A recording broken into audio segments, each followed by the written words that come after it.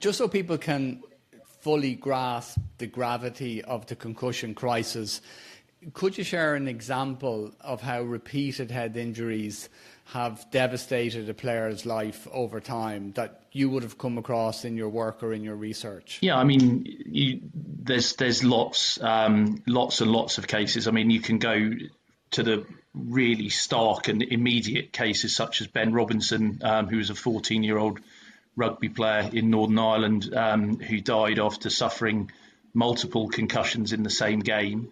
Obviously at amateur level, but in a schoolboy game, suffered a number of concussions, carried on playing, and tragically died 2 days later of something called second impact syndrome. He was the first diagnosed case of second impact syndrome in the UK.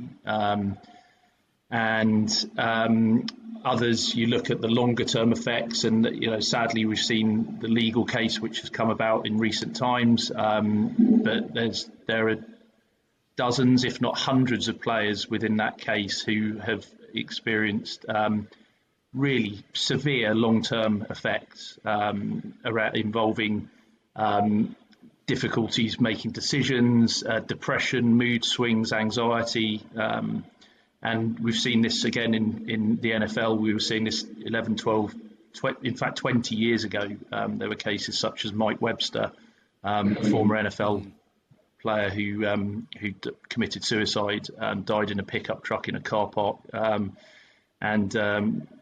Really extreme mental health problems that have been directly linked to repetitive head injuries.